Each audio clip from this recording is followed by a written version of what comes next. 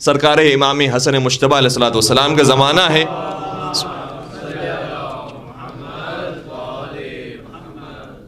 ایک شامی آیا، سرکار امام حسن کا زمانہ ہے، ظاہر سی بات ہے آپ جانتے ہیں کہ شام میں حکومت کرنے والا کون ہے، اور اسی مغز کے ساتھ، اسی ذہنیت کے ساتھ وہ مدینے میں آیا ہے، اور ڈھونڈتا ڈھونڈتا آیا کہ علی کا گھر کہاں پر ہے. پتہ چلا کہ یہ علی کے بیٹے ہیں. جیسے علی کا بیٹا دکھائی دیا، جو کچھ اس کی زبان پر تھا کہنا شروع کیا، گالم گلوچ دی، فحش زبان استعمال کی. اور واقعاً جو فحش زبان ہوتی ہے، اب میں اس کو مزید نہیں کھو سکتا، لیکن ایسی زبان استعمال کی کہ جو عام طور پر آج کے زمانے میں دشمن بھی استعمال نہیں کرتا. امام حسن مجتبیٰ علیہ الصلوۃ والسلام کا صبر کا پہاڑ تھا، سنتے رہے، تحمل کرتے رہے، حلم کا پہاڑ تھے، سب صبر کرتے رہے. اور جب وہ اپنا سب کچھ کہہ چکا، کیونکہ امام جانتے تھے امام ہے طبیب، اور طبیب کبھی بھی مریض کے مرض کو دیکھ کر گھبراتا نہیں ہے، اس کے مرض کا علاج جانتا ہے. لہذا طبیب سمجھ گیا یہاں پر علاج یہ نہیں ہے کہ میں جو اس نے کہا ہے اس سے بڑھ کر اس کا جواب دوں، یہاں پر علاج یہ ہے کہ خاموشی اختیار کرو. لہذا جب وہ سب کچھ کہہ چکا، اب امام کی باری تھی، تو توقع یہ تھی کہ اس سے بڑے بڑے جملے ایسے سننے کو ملیں گے. امام نے فرمایا لگتا ہے کہ تو مدینے میں نیا آیا ہے، اگر تیرے پاس گھر نہیں ہے تو میرا گھر حاضر ہے، اگر تو بھوکا ہے تو میرے پاس کھانا ہے، میرے پاس دسترخوان بچھا ہے، تو آجا میرے دسترخوان پہ بیٹھ جا. اگر تیرے کپڑے پھٹ گئے ہیں، پرانے ہو گئے ہیں، میرے پاس کپڑے موجود ہیں، میں کپڑے دینے کے لیے تیار ہوں. اور اگر تیرا کچھ دن کا یہاں پر قیام ہے تو میرا گھر تیرے لیے حاضر ہے. یعنی اس کے پیروں سے زمین نکل گئی، میں اسے کیا کہہ رہا ہوں، یہ مجھے کیا جواب دے رہا ہے. اور جب امام نے یہ انداز اختیار کیا تو قرآن کریم کی آیت کے مطابق وہی رزلٹ ملا جو قرآن نے کہا تھا، وہ تمہارا سب سے بڑا دشمن ہوگا لیکن دوست بن جائے گا. کہنے لگا کہ اے علی کے بیٹے، جب میں شام سے چلا تھا تو میری نگاہ میں تیرا باپ اور تو سب سے بڑے میرے دشمن تھے، لیکن اب میں جب تیرے پاس پہنچا ہوں تو میری نگاہ میں تو اور تیرے باپ سب سے بڑے دوست بن گئے.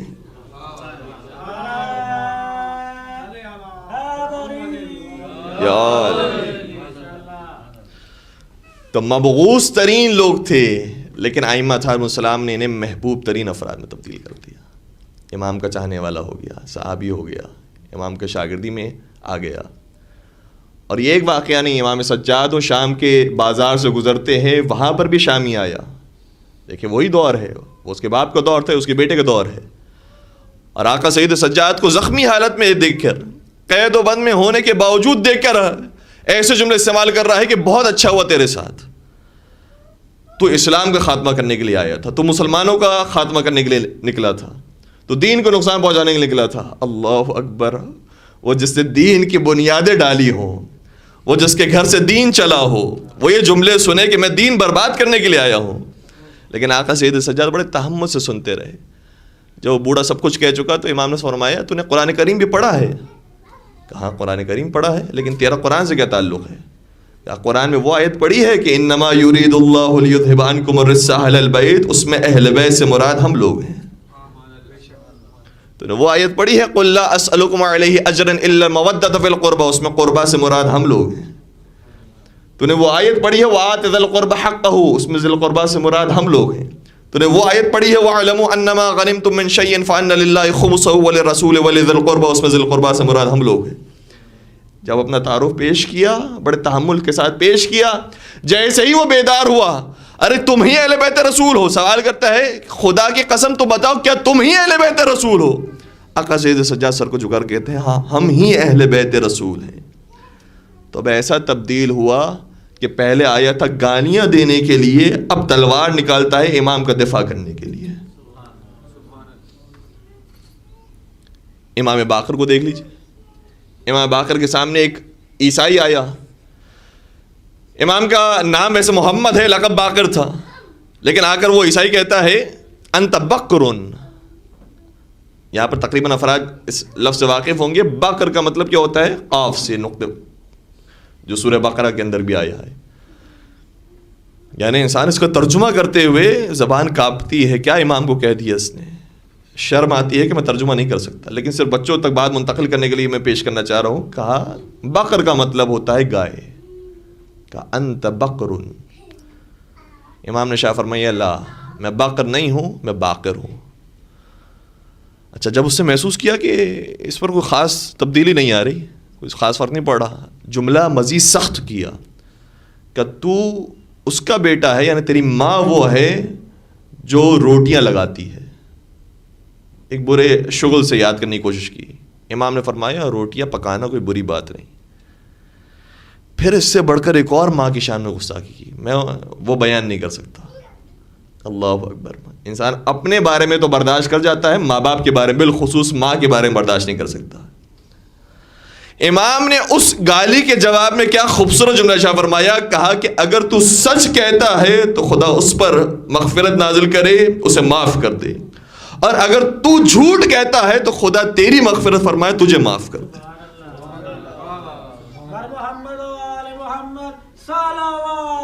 اللہ صلی علی محمد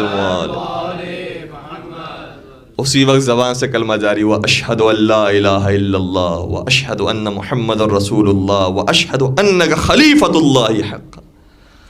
میں گواہی دیتا ہوں کہ اللہ کے علاوہ کوئی معبود نہیں، محمد اللہ کے رسول ہیں اور آپ اس کے سچے خلیفہ ہیں.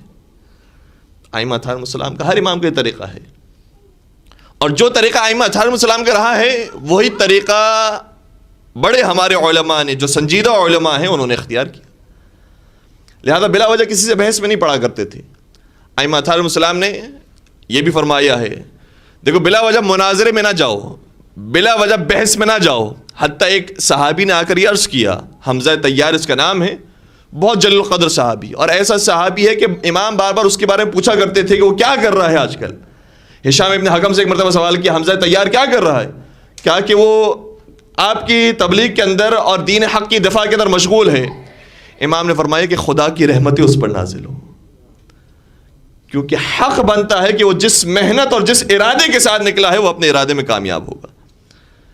حمزہ طیار ایک مرتبہ آیا امام کی خدمت میں، عرض کرنے لگا کہ فرزند رسول مجھ تک ایک خبر پہنچی ہے، ایک حدیث آپ کی طرف سے پہنچی ہے، کیا یہ حدیث صحیح ہے غلط ہے؟ کہ بلغنی انک کرہت مناظرۃ الناس، مجھ تک یہ اطلاع پہنچی ہے کہ آپ لوگوں سے مناظرے کو پسند نہیں کرتے، آپ نہیں چاہتے کہ ہم آپ کا مناظرہ، آپ کے دفاع کے اندر مناظرہ لوگوں سے کریں. امام نے کیا خوبصورت جملہ شاہ فرمایا. دیکھیں بعض لوگوں کو اس کا مطلب مناظرے سے منع فرمایا ہے، خود یہ خبر بتا رہی ہے کہ بعض لوگوں کو روکا تھا جس کے اندر صلاحیت نہیں ہے وہی کام نہ کرے. لیکن امام نے حمزہ طیار کی ظرفیت اور اس کی صلاحیت کو دیکھتے ہوئے شاہ فرمایا، اے حمزہ طیار، لیکن میں پسند کرتا ہوں کہ تم جیسے لوگ مناظرہ کریں. کیوں؟ آگے وجہ بیان کی. کہا اس لیے کیونکہ جب تم زمین پر ہوتے ہو تو آسمان میں اپنی پرواز کو جانتے ہو، اور جب تم آسمان میں پرواز کر رہے ہوتے ہو تو زمین کو بھی جانتے ہو. یعنی تم اپنی حدود کو جانتے ہو، جذبات میں نہیں آ جاتے کہ جو زبان پر آ گیا وہ کہہ دیا. تمہیں اپنی حدود معلوم ہے، لہذا ایسے افراد کی جو بہت سمجھداری کے ساتھ جوابات دے سکیں، میں پسند کرتا ہوں کہ ایسے افراد مناظرہ کریں. تو حدود معلوم ہو تو بہترین چیز ہے.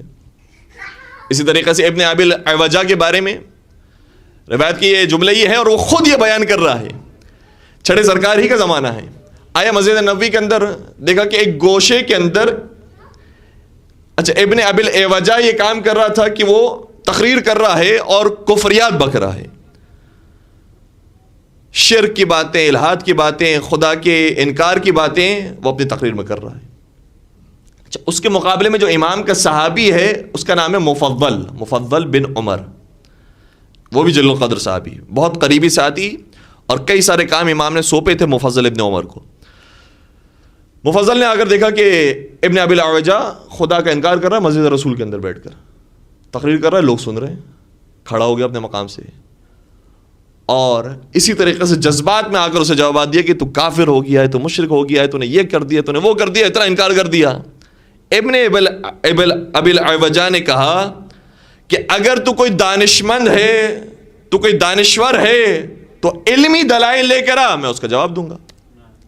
اور اگر تو عام انسان ہے اور تیرے پاس علم اور دانش نہیں ہے تو بہتر ہے کہ تو خاموش ہو جا. اور پھر تیسری بات کی جو بڑی خطرناک بات ہے، جو ہم سب کے لیے ہے، اور کہا کہ اچھا اگر نہ تو دانشور ہے، نہ تو جاہل اور عام عوام ہے، بلکہ تو امام صادق کا اگر پیروکار ہے تو ویسے ہی عمل کر جیسے امام صادق عمل کرتے ہیں. کہنے لگا کہ امام صادق کس طرح سے رفتار کرتے ہیں تیرے ساتھ؟ کہ ہم نے اس سے زیادہ بڑی بڑی باتیں امام صادق کے سامنے کہی ہیں. جو تم سن رہا ہے اس سے بڑی بڑی باتیں ہم نے ان کے سامنے کہی ہے، لیکن تیرے امام ایسے تحمل کے ساتھ سنتے تھے کہ ہمیں یہ یقین ہونے لگتا تھا کہ جیسے وہ ہمارے دلائل سے قائل ہو گئے ہیں اور ہمارے استدلال کو انہوں نے قبول کر لیا ہے، اور ہمیں یقین ہو جاتا تھا کہ اب تیرے امام کے پاس کوئی جواب نہیں ہوگا. لیکن جب ہماری بات ختم ہوتی تھی تو امام صادق مختصر جملوں کے ذریعے ایسے علم کے سمندر کو جاری کرتے تھے کہ ہماری ساری دلیلوں پر پانی پھر جاتا تھا. کہ اگر تو امام صادق کا پیروکار ہے تو ان کی تقلید کر، ان کی پیروی کر جیسے وہ چلا کرتے تھے. تو ائمہ اطہار السلام نے الحمدللہ ہمیں طریقہ سکھایا ہے کہ بڑے تحمل کے ساتھ سامنے والی کی بات کو سن کر جواب دیا جائے. اور ضروری نہیں کہ یہ جواب ہمیشہ علمی جواب ہو. کبھی کبھار آپ کا انداز، کبھی کبھار آپ کی باڈی لینگویج، کبھی کبھار آپ کا کردار اسے اتنا متاثر کرتا ہے جتنا انسان کا علم بھی اسے متاثر نہیں کرتا.